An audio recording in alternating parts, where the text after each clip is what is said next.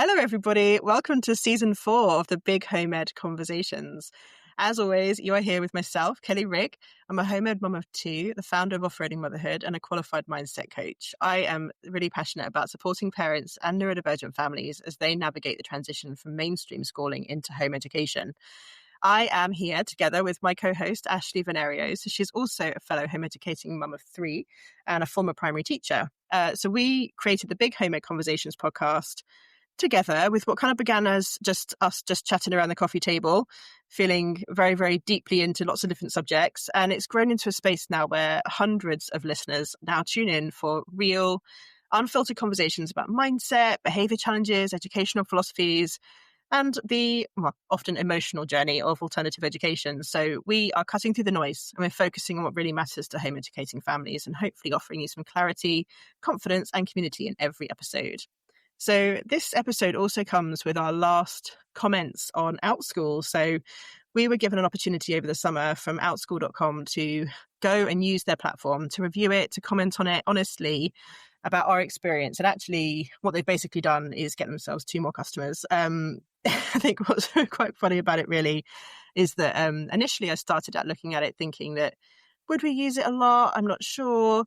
And actually what we have found is through trialing some classes for a little while to make sure that we had some feedback and thoughts for you, that we have actually found ourselves with a couple that are really starting to help form our weeks. My son is a real reluctant writer and is someone who I have spent an awful lot of hours trying to support with his writing. And I'm really excited to see him starting to engage with essentially this Percy Jackson class that we've been doing. It's creative writing class, and the woman is just incredible. She spends half an hour supporting him with his learning and giving him ideas and prompts and supporting him with that. And one week we missed it actually, and when I reached out to her to say, is there a recording, like we just need to catch up, like it was just a bad day, went a bit awry, she even offered, I mean obviously most teachers obviously absolutely do not need to be offering this, but she even offered to actually do a one-to-one private class with him to help him catch up, because she knew that obviously the one-to-one engagement would really help. I declined. I obviously said to her, please don't worry, like it's not your fault, you shouldn't have to give up your time to help us.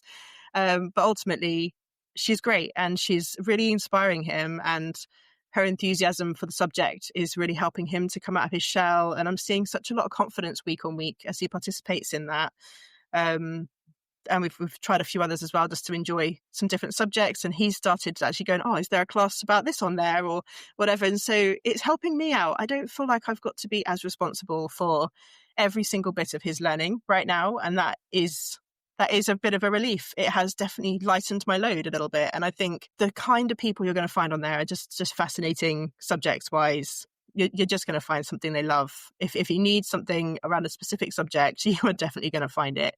But I think you've had some good experience as well. You've had quite a busy kind of couple of months and you've had to pause a few. And I think you've had a really good experience with that as well, haven't you, Ashley?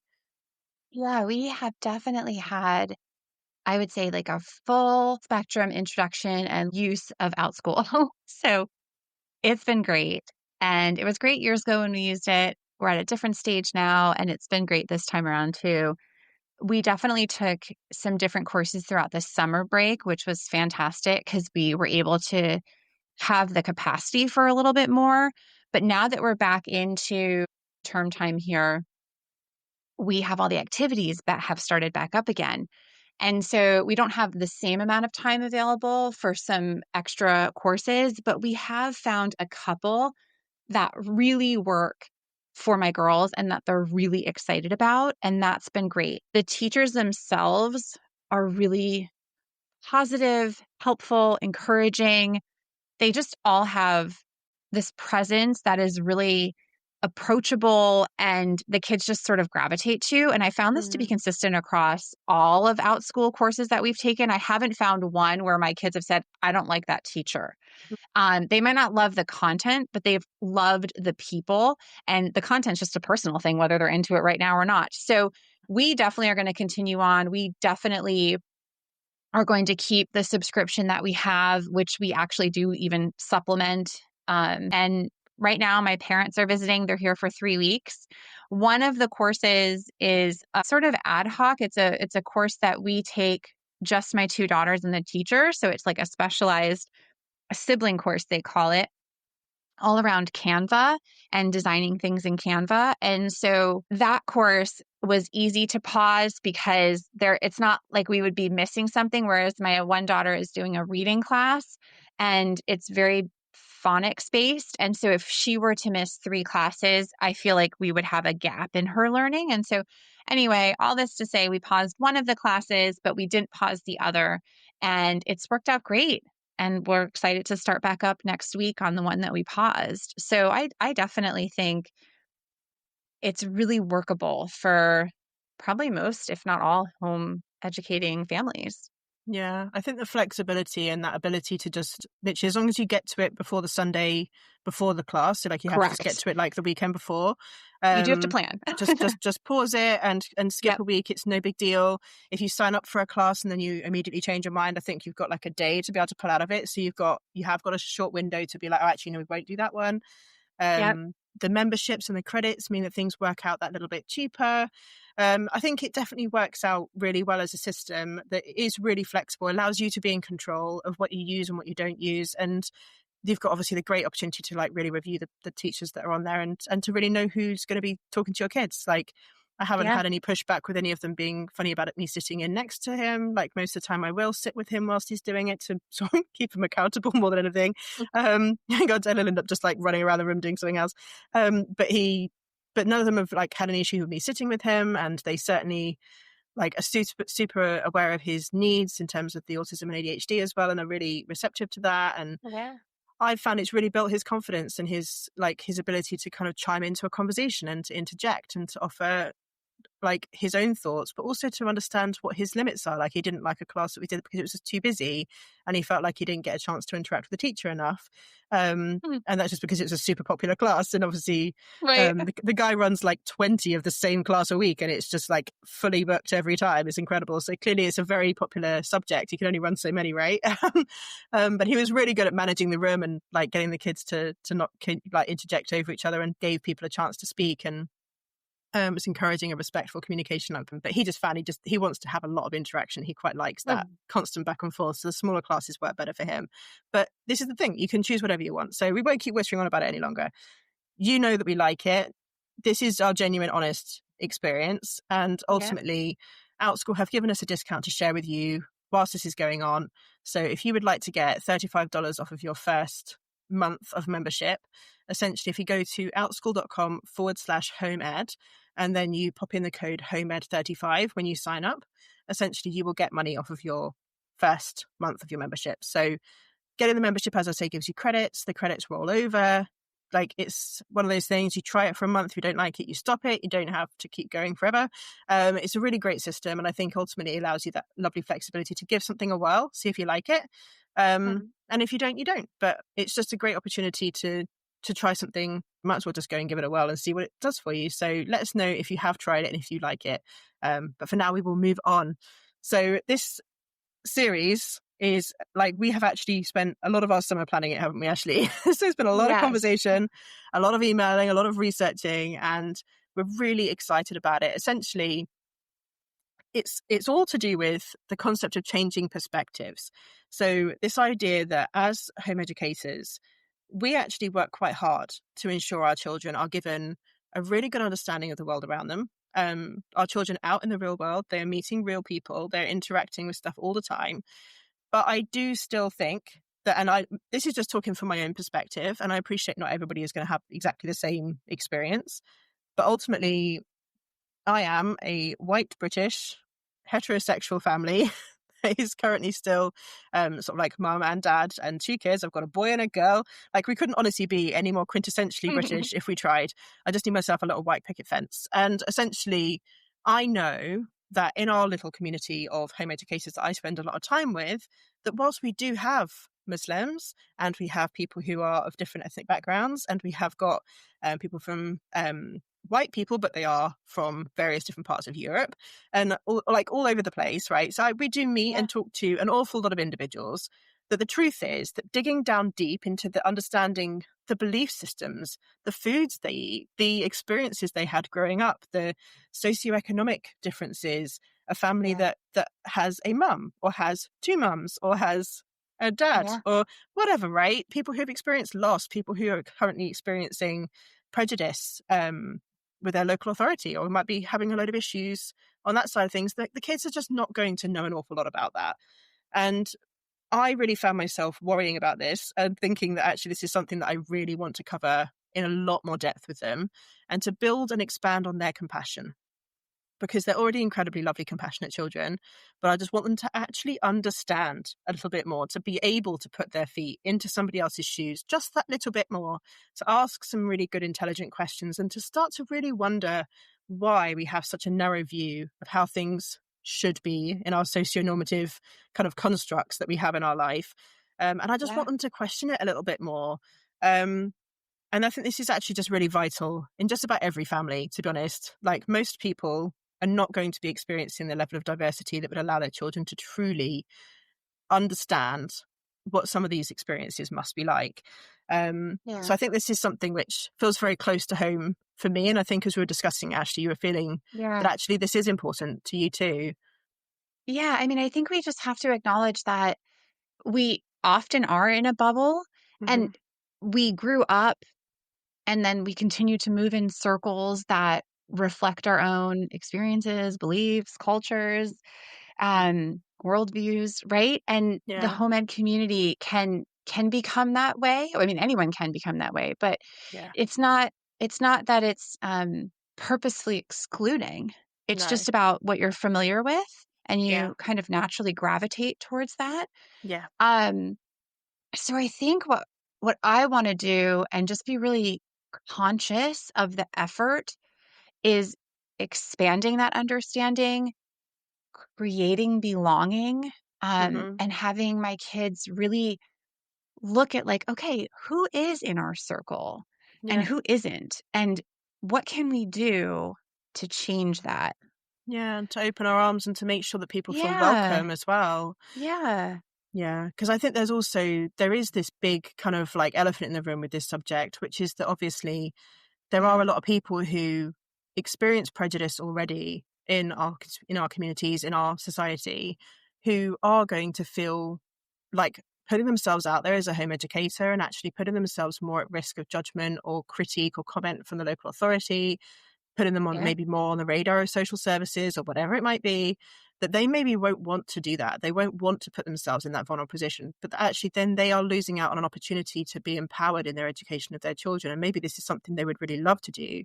But maybe Mhm. do look at our community and think, well, it seems like a bit of a club, really. And I'm not sure if I necessarily fit in with that. And we do get comments about how Yeah. all home educators are privileged white British people. And actually, that's not true. And it is something which I do get upset about a little bit sometimes, because a lot of people make a lot of sacrifices to choose to home Yeah. educate. And an awful lot of people will be going on one income, or will be desperately trying to make ends meet, because they are trying to meet the needs of their children and ensure that they get a good education and get support with their education. Because let's face it, the school system is not supporting people as it should be in a lot of different situations. And that it isn't always true that we are kind of all just sitting there pretty with our plenty of money in the bank. Um, Yeah. I know. but actually, I can understand how when people look at our community, that is maybe what they would think. Because it does seem Yeah. like a huge privilege to get to choose to stay home with your children and to raise them as a home educating family. It is a huge privilege. And for a lot, it would feel very inaccessible. And I think the conversations that we're planning on having are not just about kind of how difficult it can be for people to enter the home educating community.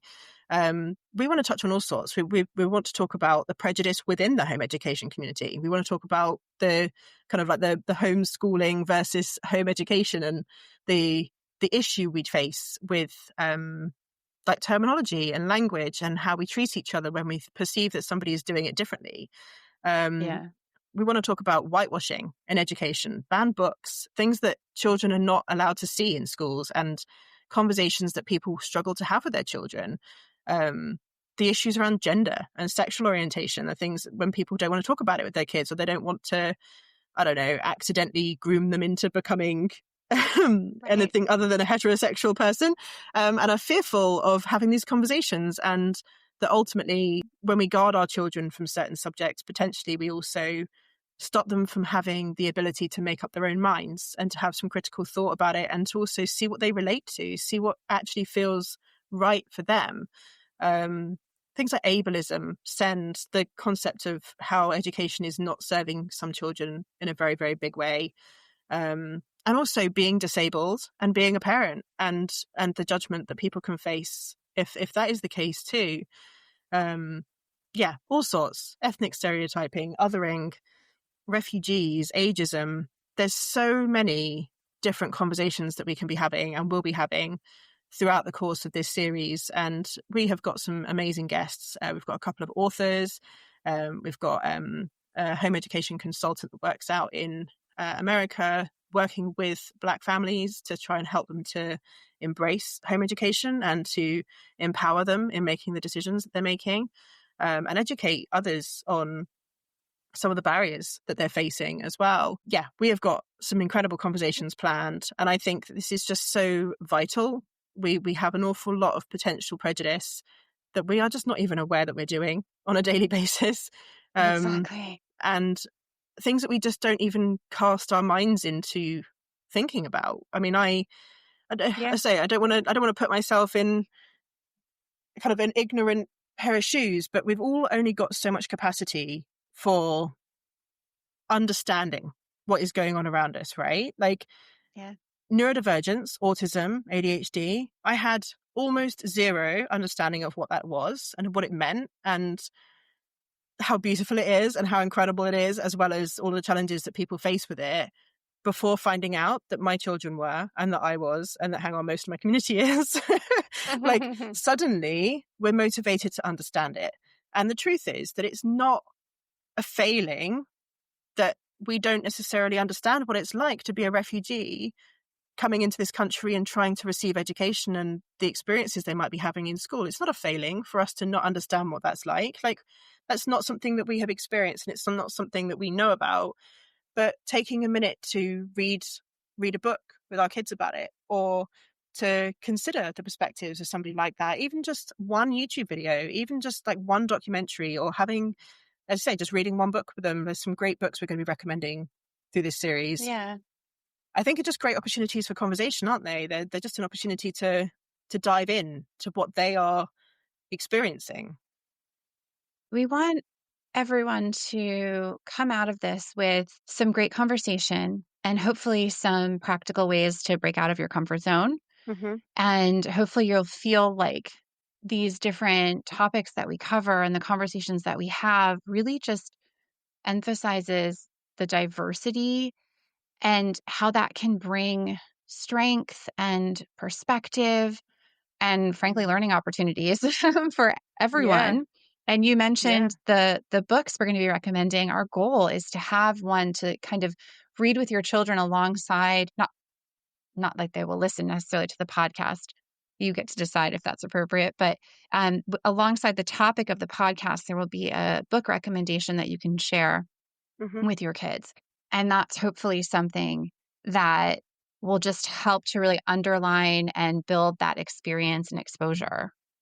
Yeah, and just sort of try and encourage a bit of conversation in your house about these different Exactly. things. And I think when you sort of touch on the kind of the wisdom and the ideas, like when you look at kind of like who invented certain things around the world, I think growing up in a British culture, obviously this in itself is terrible, really. But you do almost get like zero understanding of who came up with our number system, who invented time, like who actually has done all the thinking or the inventions behind, I don't know, the vaccines that we use, or the healthcare methods that we have now. Like, who came up with the cures, and who invented antibiotics? Like, we don't know. Like, I mean, there's only so much I don't even know. Like, there's only so much we can take in, but ultimately there's an awful lot of when you look at how essential immigration has been in keeping this country afloat and taking Yeah. care of, like, coming up with ideas, like inventing types of bridges, like, oh my goodness, the millions of things that have massively benefited us as a community and as a group of people, and how humans listening to humans and the experiences, say, for example, of somebody in a wheelchair, are that if we don't know what it's like to be treated a certain way, or to have somebody speaking to the person who's pushing a wheelchair every time you go into a room, or not having step-free access into important places like banks or libraries, and like all of these different things that potentially have created a barrier to them accessing the same things that we have been able to get, and to be treated in the same way, is just shocking and sad and very, very frustrating. And without understanding what they've been through, we have no way of being able to help these problems get solved. And so listening to people's experiences and understanding that they are just as important and valid as ours helps us to innovate and to come up with ideas and to progress things. And ultimately, I know that I am hoping to raise a couple of critical thinkers and people who will innovate and come up with ideas and be ready to listen and be open to people's experiences. My goodness, Yeah. I really hope that that's the kind of people I'm raising. I feel like that's our goal, And right? I feel every yeah, homeschool mom, that's probably one of the goals. so Yeah. is like, we want them feeling so empowered, don't we, to make good decisions and to Mhm. come up with their own ideas in this world that tries to sort of funnel us all down the same routes. And I think that's where this stuff can become incredibly interesting, and something which helps them to be like, it's not all about kind of like, we should be noticing where we're not being very nice people. It is definitely, a lot of it is about empowerment. It's about thinking this is actually like, everybody has a voice and every single person matters, no matter anything that has Yeah. happened in their lives or they are experiencing. Like, everybody's voice matters. And I think the more we can help our children to understand that, and ourselves, like, let's be honest, we need it too. Like, it's not just about them. So anyway, so this conversation hopefully will be really impactful. We hope it's going to be as hard hitting as we are obviously angling for it to be. Some of these conversations are going to be uncomfortable for us, for you guys, but hopefully in a good way. That's the idea. We want to stretch and expand and to open up our minds and to challenge some of the things which have been stuck as what we basically, it's that kind of concept of fixed factual information in our heads, that sometimes it can feel very jarring to talk about some things. And actually, that's kind of the point. We need to try and break some of these cycles and to interrupt those automatic thoughts that ultimately are often racism or prejudice or just cruelty or nastiness or hate. And they're things which are stopping us from expanding and growing as people. So we hope that this series is going to be really impactful for you guys. As I say, we'll have a book recommendation hopefully every week. We have got some incredible authors and guests coming on to join us to talk about some of these things, so you haven't just got our perspective on them, which obviously would not be very diverse at all, would it? That would be kind of pointless. So we are hoping to get some really great people on to talk to you guys. And so the last thing we want to ask you guys, we want lived experiences to talk about during these episodes. And obviously, for a lot of the cases, we are not going to have experienced them. So what we are desperately asking you to do as our loyal followers, people who care about this podcast, who want to see it grow, we really want you to send us a message. We're going to do a blog. It'll be on the offroadingmotherhood.co.uk, /blog. But go and have a look there, find the post, and essentially we're going to put on there the list of topics that we're planning on covering. If you see one that's missing, let us know. If you have a personal experience that you want to share with us, send us a letter that we can read out on the podcast. And we'd really love to be doing that over the course of this season to give lived experiences, whether you're a home educator or not, someone who has experienced that kind of prejudice in our society, who wants to add something. Maybe you've got an idea or a thought that is very important that we need to be hearing and sharing with our community. A question, a comment, whatever. We can read them after the fact. We can read them on the episode that it's relevant to, whichever is relevant to the message you send us. But we want to hear from you, and we want to know what your thoughts are around this, and we'll read as many of them as we can. And yeah, just keep in touch with us, really. This is an exciting one for us. It's really kind of, we've put a lot of work into this, so we're hoping that that will end up showing as the weeks go on. But for now, welcome back. I hope you guys haven't missed us too much. I know we've tried to keep some little bonus episodes going for you. But yeah, any last thoughts, Ashley, before we sign off for today? It's going to be good. We're going to have some amazing episodes coming. So thanks for listening to this one. And we look forward to hearing your thoughts on the ones upcoming. Cool, guys. Right, see you again next week. Bye-bye. You've been listening to the Big Home Ed Conversations podcast. Thanks for tuning in. Don't forget to subscribe, leave a review, and share with a friend. Follow us on Instagram and TikTok at Big Home Ed Podcast for updates. We'll be back again next week for another episode, but don't forget to send us your questions, comments, and personal experiences on the topics we'll be covering this season. Visit our blog, linked in the show notes, for a reminder of the topics, or just message us directly on Instagram or TikTok. Take care.